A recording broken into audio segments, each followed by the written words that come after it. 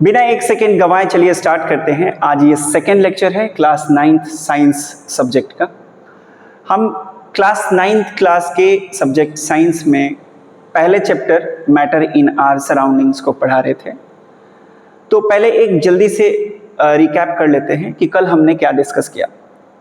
Pointers बनाए हैं, आप चाहें तो आप यहाँ से नोट भी कर सकते हैं पॉइंटर्स, और जैसे ही चैप्टर खत्म होगा ये पूरा प्रोफाइल आपको पीडीएफ बना के मैं दे दूंगा।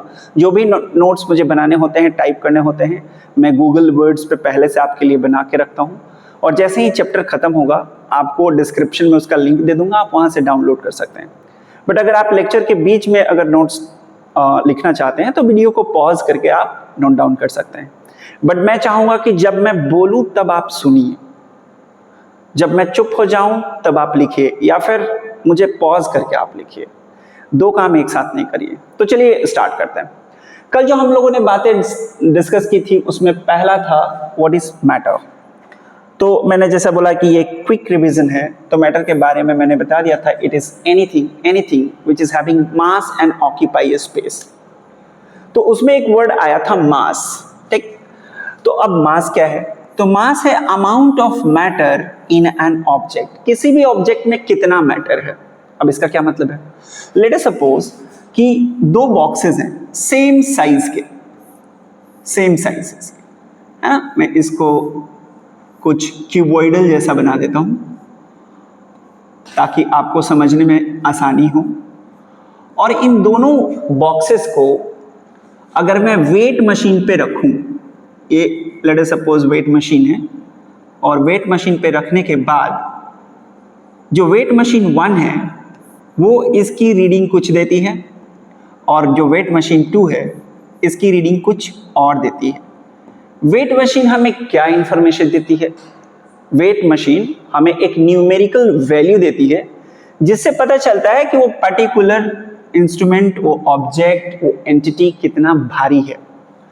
तो अगर सेम साइज सेम शेप के दो ऑब्जेक्ट में से एक ऑब्जेक्ट भारी है, का मतलब ये है कि ये वाले ऑब्जेक्ट में क्या ज्यादा है?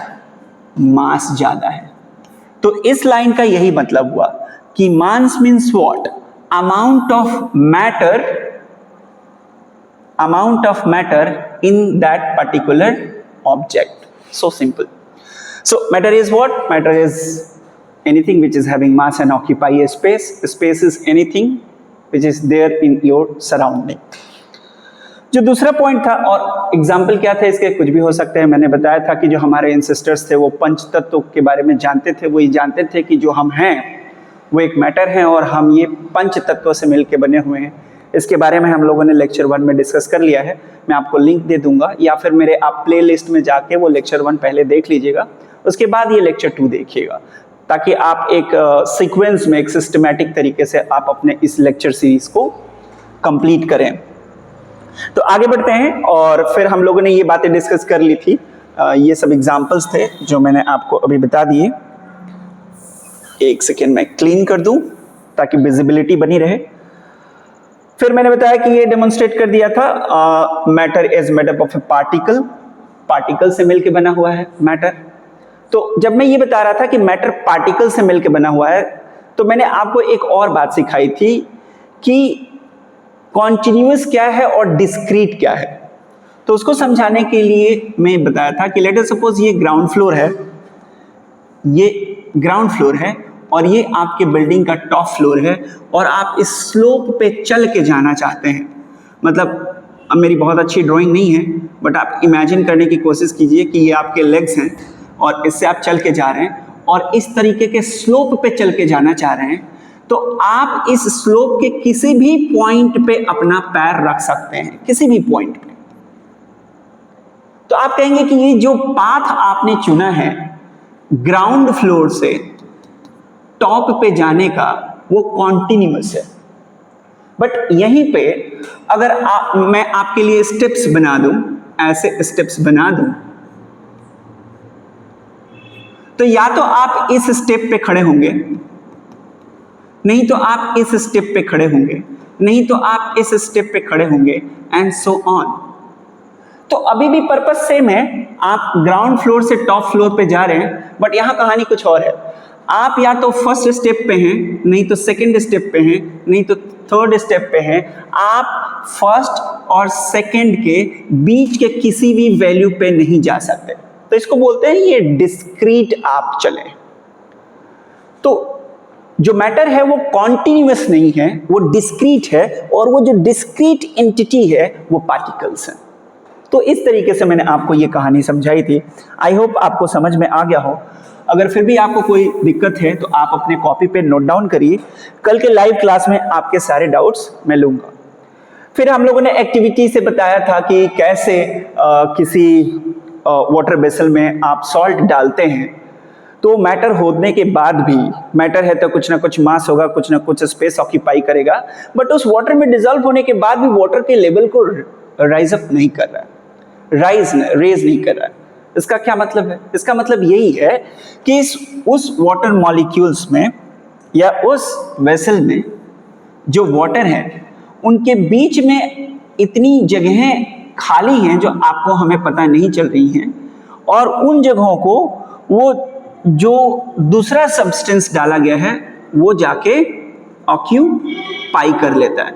इसकी वजह से इसका ये जो लेवल है, वाटर का लेवल सॉल्ट डालने के पहले भी उतना ही था और डालने के बाद भी उतना ही रहेगा। या फिर जब ग्लास में आप सॉल्ट या शुगर डालेंगे, सॉल्ट या फिर जब आप शुगर डालेंगे, तो for a fraction of second के लिए लेवल जो होगा वाटर का वो ऊपर जाएगा, बट जैसे ही आप उसको जेंटली मिलाना शुरू करेंगे और डिसॉल्व होना शुरू होगा, वापस से वाटर लेवल वहीं आ जाएगा जहां पहले था।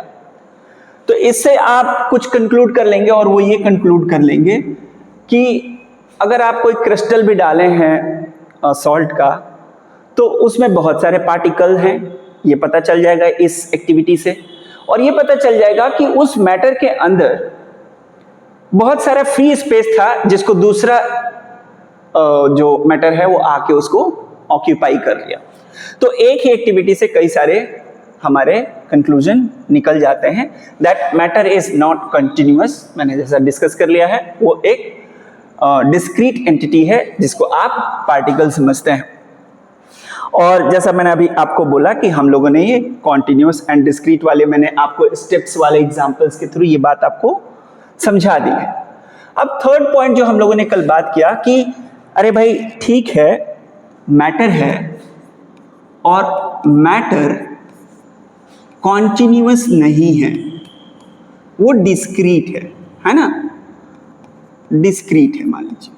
तो अगर वो डिस्क्रीट है और उसी को अगर आप पार्टिकल कह रहे हैं, पार्टिकल्स कह रहे हैं, तो ये पार्टिकल कितना स्मॉल है भाई, अगर इसका पता लगाना हो तो मैंने आपको एक जादुई कंपाउंड के बारे में बताया था जो कि KMnO4 है, KMnO4, जिसको पोटेशियम परमैंगनेट आप कहते हैं। अगर इसका एक छोटा सा क्रिस्टल अगर आप पानी में डाल दें तो डालते ही पूरे पानी के कलर को वो पर्पल कलर में बदल देगा। अब इस एक्टिविटी से क्या पता चल जाएगा? इस एक्टिविटी से पता चल जाएगा कि ये जो पार्टिकल्स है पोटेशियम परमैंगनेट का, उसको जब आपने वाटर में डाला तो एक चीज तो ये हुई कि वो जो करोड़ एंड करोड़ जो छोटे पार्टिकल्स थे पोटेशियम परमैंगनेट के, वो अपने कॉन्स्टिट्यूएंट पार्टिकल्स में अलग हो गए और वो मूव करने लगे विद इन द मैटर और पूरे वेसल में फैल गए। इसलिए उसके पूरे पानी के कलर को वो बदल दिए, पर्पल कलर के कर दिए। तो इससे ये पता चल गया कि जो मैटर है वो मूव करता है, ठीक है। इससे ये पता चल गया कि वो बहुत स्मॉल पार्टिकल से मिलकर बना हुआ है मैटर, क्योंकि वो स्प्लिट हुआ और तभी फैला वो, ठीक है। और इसके पहले हम लोगों ने ये बात डिस्कस कर ली थी कि मैटर जो होता है उनके बीच में स्पेस अवेलेबल होती है, इसलिए दूसरे मैटर जो होते हैं जाके उसको वो ऑक्यूपाई कर लेते हैं। तो एक ही एक्टिविटी हमको बहुत सारे इंफॉर्मेशन दे रही हैं। अब जरूरत है इसको समझने की और लेयर बाय लेयर अपने दिमाग में इस कॉन्सेप्ट को बिछाने की, समझाने की या लेयरिंग करने की। चलिए आगे बढ़ते हैं। मैं बस ये बता रहा हूँ कि ये सारी बातें हम लोग कल के लेक्चर में डिस्कस कर चुके हैं, बट रिवीजन बहुत ज़रूरी चीज़ होती है, इसलिए मैं रिवीजन कर रहा हूँ। कई सारे एग्जाम्पल से हम लोगों ने आपको बताया था और ये मैंने पहले भी आपको प्रॉमिस किया, अभी भी बता रहा हूँ कि हम इस फाइल को आपके साथ शेयर कर देंगे, तो नोट्स की चिंता बिल्कुल मत कीजिएगा। जो फोर्थ पॉइंट था उसमें हमने आपको बताया था कि भाई कैरेक्टरिस्टिक्स क्या होती है। 3 कैरेक्टरिस्टिक्स पार्टिकल्स की होती हैं। पहला कि उसमें स्पेस होता है, उसको एक्टिविटी से हम लोगों ने ये बात समझ ली। फिर मैंने बोला कि पार्टिकल्स कॉन्टिन्यूअस होते हैं, इस बात को मैंने समझा दी वो ग्राउंड से टॉप पे जाने वाली कहानी से। फिर थर्ड बात जो मैंने आपको समझाई कि पार्टिकल्स अट्रैक्ट करते हैं एक दूसरे को। एक बड़ी मजेदार बात कहानी है, गांव देहात में अगर कोई बच्चा कोई ऐसे काम या किसी ऐसे काम में इंडल्ज है जिसका कोई रिजल्ट नहीं मिलना है, तो हमारे गांव के बड़े बुजुर्ग कहते हैं कि पानी में लाठी काहे मारते रहो। दैट मीन्स कि आप पानी पे, दैट इज वाटर पे, अगर आप स्टिक से हिट भी करें तो क्या फायदा होगा। आपके मारने के पहले जैसा पानी था, मारने के बाद जो विचलित हुआ उसके थोड़ी देर बाद वैसा ही हो गया जैसे पहले था। तो ऐसा काम क्यों कर रहे हैं जिसका कोई रिजल्ट नहीं मिल रहा है। आप स्टिक से अगर किसी वाटर बॉडी पे जाएं, जैसे किसी पोखर में चले गए, किसी बहते हुए रिवर में चले गए और गुस्से में अगर पानी की पिटाई करने लगे आप, इससे आप क्या अचीव करेंगे। आपके मारने से पहले भी बह रहा था पानी, आपके मारने के बाद भी बहेगा, और सारे पानी एक साथ बह रहे थे, मारने के पहले भी मारने के बाद भी। आपके इस मार देने से वो तितर बितर नहीं हो गए, वो स्कैटर्ड नहीं हो गए। अब इससे ये पता चलता है कि पार्टिकल्स एक दूसरे को अट्रैक्ट करते हैं, वो एक दूसरे के साथ रहते हैं। और कल भी मैंने आपको समझाया था कि जब आप टैब खोलते हैं तो टैब से जो पानी निकलता है वो एक गुच्छे में निकलता है, एक धारा में निकलता है। और अगर ठीक से अगर आपके पास ऐसा बढ़िया सा टैब है तो आपको ये पता नहीं चलेगा जब तक आप उसमें जर्क ना दें कि इतना सुंदर फ्लो कैसा है। तो ये जो सुंदर आजकल इतने सारे एडवांस टैब आ गए हैं मार्केट में, आप देखेंगे तो बड़े स्टाइल में वाटर निकलता है। बट आप एक चीज देखेंगे कि वो टैब से निकलते हैं वो उड़ नहीं जाता, बिखर नहीं जाता, स्कैटर्ड नहीं हो जाता, सब साथ में होते हैं। या फिर अगर आपने देखा हो कि अगर आप सेविंग करें आपके घर में, आपके पेरेंट्स, आपके चाचा भाई, कोई अगर बड़े हैं आपसे, अगर वो सेविंग कर रहे हैं तो जो सेविंग करने वाली ब्रश होती है ना, अगर वो फोम यूज नहीं करते हैं, वो उस जमाने वाले हैं कि वो थोड़ा सा पेस्ट निकाला लगाया और फिर ब्रश को पानी में लगा और फिर उसको मिला रहे हैं, है ना, फोम तैयार कर रहे हैं। तो आपने देखा होगा कि वो जो फ्लावर जैसा बना हुआ उनका ब्रश, उसको पानी में डिप करते हैं वो गुच्छा बन जाता है। वो इसलिए होता है क्योंकि वाटर मॉलिक्यूल्स एक दूसरे को अट्रैक्ट कर रहे होते हैं। तो जैसे ही ब्रश डिप होता है तो ब्रश के आसपास अगर वाटर मॉलिक्यूल्स जाते हैं और जब आप बाहर निकालते हैं तो जो बचा हुआ वाटर उसके साथ ऊपर बाहर निकल जाता है, वो एक दूसरे को अट्रैक्ट करता है। और जो ये वाला आपने दिया था, ऐसे जो फ्लावर बना के दिया था ब्रश आपने, before dip into the water to the water, after वो कुछ ऐसा बन जाएगा। तो ये जो है सब अट्रैक्ट होके ऐसा गुच्छा बन गया, ठीक है। या फिर आपके अगर बिखरे हुए बाल हैं उसको पानी में गीला कर दें तो वो गुच्छा बन जाता है। तो ये जो गुच्छा बना वो अट्रैक्शन को ही, मॉलिक्यूलर अट्रैक्शन को ही शो कर रहा है। तो 3 बातें हम लोगों ने डिस्कस की कि पार्टिकल्स के बीच में स्पेस होता है, पहली बात। दूसरा, वो कॉन्टिन्यूसली मूव करते हैं, अगर मूव नहीं करते तो अगर कोई परफ्यूम लगा के आ रहे हैं तो आप तक वो महक कैसे आई, मतलब वो मूव कर रहा है। और तीसरी जो सबसे इंपॉर्टेंट बात की कि पार्टिकल्स एक दूसरे को अट्रैक्ट करते हैं। तो चलिए इस कहानी को अब आगे बढ़ाते हैं और आगे बढ़ा के अब ये देखेंगे हम कि आज के लेक्चर हमें क्या सिखा रहे हैं। सेकेंड लेक्चर है और इसमें हम ये पॉइंट, जो थर्ड पॉइंट था कि पार्टिकल्स एक दूसरे को अट्रैक्ट करते हैं, ये हमने कॉन्सेप्ट आपको क्लियर कर दिया। अब जिस पे हम फोकस करने वाले हैं वो ये है कि स्टेट कितने होते हैं, स्टेट किस किस फॉर्म में मैटर रह सकता है। मैटर तो ठीक बात है कि anything which is having mass and occupy some space, but उसके फॉर्म क्या होंगे, उसके रूप क्या होंगे। तो अगर देखो, अगर कोई मटेरियल है जो कि पार्टिकल से मिलकर बने हुए मैटर है, तो वो उसके जो पार्टिकल्स हैं वो कॉन्टिन्यूस नहीं है, डिस्क्रीट हैं, इसलिए उसको पार्टिकल कह रहे हैं। ये कहानी हम लोग पहले डिस्कस कर लिए। तो वो जो छोटे छोटे पार्टिकल्स हैं, अगर उनके बीच में जबरदस्त अट्रैक्शन है, जबरदस्त अट्रैक्शन, इतना नहीं, कुछ इस तरीके से एक दूसरे से चिपक गए हैं, एक दूसरे को दबा नहीं रहे हैं बट एक दूसरे से चिपक गए हैं। अब जब वो चिपक गए हैं तो इस तरह से चिपकाव जो इनके बीच में होगा उससे एक चीज हो जाएगी कि इन पार्टिकल्स को फर्दर कंप्रेस करना मुश्किल होगा आपके लिए, और इस तरीके से जो होगा उसकी वजह से ये हो जाएगा कि इनका शेप फिक्स हो जाएगा, इनके साइज फिक्स हो जाएंगी। और इस टाइप के अट्रैक्शन में जब स्ट्रॉन्ग अट्रैक्शन वाला पार्टिकल के बीच में जब स्ट्रॉन्ग अट्रैक्शन होता है तो वो कहा जाता है कि वो मैटर सॉलिड स्टेट में।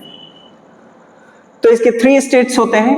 मैटर के कितने स्टेट होते हैं अगर कोई बोले तो 3 होते हैं बेसिक, एक सॉलिड वाला, एक लिक्विड वाला और एक गैस वाला। बेसिक ये 3 हैं। प्लाज्मा वाली कहानी में हम लोग नहीं जा रहे हैं। तो फिर इस वाले कहानी में, सॉलिड वाली कहानी में जो पार्टिकल्स होते हैं वो टाइटली पैक्ड होते हैं, और इसके टाइटली पैक्ड होने की वजह से इनमें टाइटली पैक्ड होते ही इसलिए हैं क्योंकि इनमें फोर्स ऑफ अट्रैक्शन जबरदस्त है, और इस तरीके से पैक हो जाने की वजह से इनका शेप फिक्स हो गया, इनका वॉल्यूम फिक्स हो गया, और ये अपने मीन पोजीशन पे वाइब्रेट कर पाते हैं, एक दूसरे पे फ्लोट नहीं कर पाते हैं, इसलिए ये बहते नहीं हैं, जैसे हैं वैसे हैं। तो इसलिए इनमें जो वाइब्रेशन तो होता है बट वो मूव नहीं कर पाते हैं freely. Examples stone, ice, iron and so many things. तो इससे क्या पता चलता है, अगर एक लाइन में इस पूरी बात को समझानी हो तो ये कह देंगे जो सॉलिड होते हैं वो रिजिड होते हैं, और इसीलिए उनका जो शेप होता है वो चेंज नहीं होता है अपने आप, जब तक उस पर कोई घटना ना घटे। अब हैमर लेके आप अगर मारने लगे तो उनके कंस्टिट्यूएंट पार्टिकल्स अलग हो सकते हैं, और अलग होते ही उस तरह से अट्रैक्ट नहीं होंगे तो फिर वो ढेर ज़्यादा बड़ा हो जाएगा।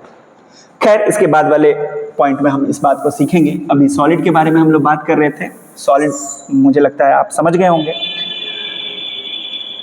अब बात करते हैं लिक्विड की। अब लिक्विड में क्या होता है, सॉलिड में जो कहानी थी लिक्विड में थोड़ी सी बदलती है, बस वो ये है कि पार्टिकल्स एक दूसरे को अट्रैक्ट करते हैं बट बीच में इतनी गुंजाइश छोड़ देते हैं कि एक दूसरे के ऊपर वो फ्लोट कर सके। इसकी वजह से क्या होती है, इतनी जगह नहीं होती है जिससे आप इनको कंप्रेस कर सकें। तो आपने देखा होगा जो ये ABS बाइक्स जितने आती हैं तो उसमें देखा होगा जो डिस्क ब्रेक पे जो ब्रेक लगाते हैं, है ना, उसमें जो आप फिजिक्स यूज करते हैं, तो चैनल्स के अंदर, वो पाइप के अंदर आप एक फ्लूइड डालते हैं, तो आप देखे होंगे ब्रेक के आसपास एक डिबिया होगी, उसमें लिक्विड भरा होता है। तो है तो वो लिक्विड स्टेट में, वो जो मैटर है वो लिक्विड स्टेट में है, बट वो लेस कंप्रेसिबल है। ठीक है, तो मैं ये बस बताना चाह रहा था कि ये जो पार्टिकल्स होते हैं लिक्विड स्टेट में, वो एक दूसरे से चिपके नहीं होते हैं वैसे जैसे सॉलिड में चिपके थे, बट इतनी ही दूर होते हैं कि सिर्फ एक दूसरे पे फ्लोट कर सके। अगर ज्यादा दूर होते तो उनको हम कंप्रेस कर पाते। तो इसकी क्या प्रॉपर्टी बन जाती है, अगर आप इसको सॉलिड से देखें तो सॉलिड के रिस्पेक्ट में उतने टाइटली पैक्ड नहीं होते हैं। इनका अट्रैक्शन गैस वाले में यही, अगर गैस की यही कहानी होती उसमें जो कंस्टिट्यूएंट पार्टिकल्स होते हैं वो ज्यादा दूर होते हैं, सॉलिड में बिल्कुल चिपके होते हैं। तो इसके जो बीच में फोर्स ऑफ अट्रैक्शन होता है लिक्विड वाले में, वो सॉलिड और गैस वाले के बीच वाला कंडीशन है, ना सॉलिड जैसा ना गैस वाला, वो इंटरमीडिएट फोर्स लगाते हैं। मतलब इस वर्ड का मतलब ये हुआ। और चूंकि इनके बीच में सिर्फ फ्लोट करने तक की गुंजाइश होती है, इसलिए इनका वॉल्यूम तो फिक्स होता है बट उनका शेप फिक्स नहीं होता, चूंकि फ्लोट कर सकते हैं। तो आप जिस भी डब्बे में इसको डालेंगे वो डब्बे का शेप ले लेगा। अगर आप ऐसे जग में डालेंगे तो ऐसे भर जाएगा, अगर आप इसको ऐसे किसी वेसल में डालेंगे तो ऐसे भर जाएगा, अगर आप इसको ऐसे किसी वेसल में डालेंगे ऐसे भर जाएगा, वो वेसल का शेप ले लेगा। और गैसेस में ये कहानी होती है कि कंस्टिट्यूएंट पार्टिकल्स इतने ज्यादा होते हैं कि आप चाहें तो उनको कंप्रेस करके दबा के छोटे से वॉल्यूम में कर सकते हैं। तो इसलिए जो LPG जो जिसकी इतनी लड़ाई आजकल चल रही है वो क्या है, वो लिक्विफाइड पेट्रोलियम गैस है। गैस को इतना ज्यादा कंप्रेस कर दिया गया है कि वो लिक्विड में बदल गया। मतलब क्या है, ये जो कॉन्स्टिट्यूएंट पार्टिकल्स है उसको इतना ज्यादा आपने दबा दिया है कि वो इस वाले कंडीशन में पहुंच गए हैं, और इस कंडीशन में पहुंचते हैं वो लिक्विड फॉर्म में हो गए। इसलिए जब सिलेंडर लेके आते हैं तो देखते हैं तो उसको अगर आप हिला के देखें तो लगेगा पानी, लेकिन जैसे ही उसके आप वॉल्यूम को एक्सपेंड करने की कोशिश करते हैं वो अपने रूप में आ जाते हैं, जो ग्राउंड स्टेट पे, जो नॉर्मल रूम टेम्परेचर पे उसको होना चाहिए।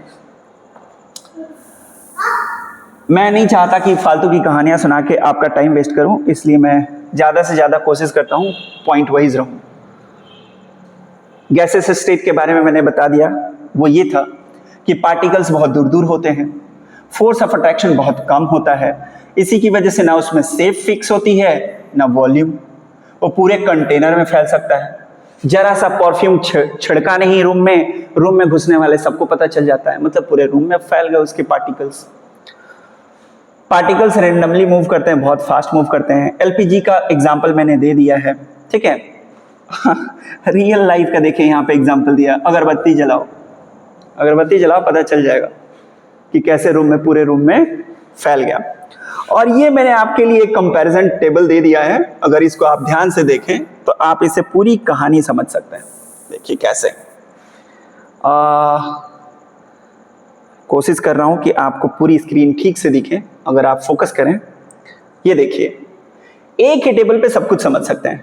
शेप कैसा होता है, तो सॉलिड में फिक्स होता है, इसमें जो होता है शेप फिक्स नहीं होता है, और इसमें तो बिल्कुल फिक्स नहीं होता है। वॉल्यूम फिक्स होता है, वॉल्यूम फिक्स होता है, इसमें फिक्स नहीं होता है। पार्टिकल के बीच में स्पेस, इसमें तो बिल्कुल ना के बराबर होता है, ये बीच वाली कहानी है, इसमें तो मैक्सिमम होता है, दबा के इसको लिक्विड में बदल लो। फोर्स ऑफ अट्रैक्शन सबसे ज्यादा, उससे कम, इसमें तो सबसे कम। अब मोमेंट, अब भाई जब चिपक के रहोगे तो वाइब्रेशन नहीं होगा, अपनी मीन पोजीशन पर बस हिलते डुलते रहोगे। इसमें क्या होगा, थोड़ी सी गुंजाइश है फ्लोट करने की, इसमें तो आवारा की तरह घूम रहे हैं, तो चाहो तो तुम को पकड़ो और दबा दो और उसके स्टेट को बदल दो। आगे देखते हैं।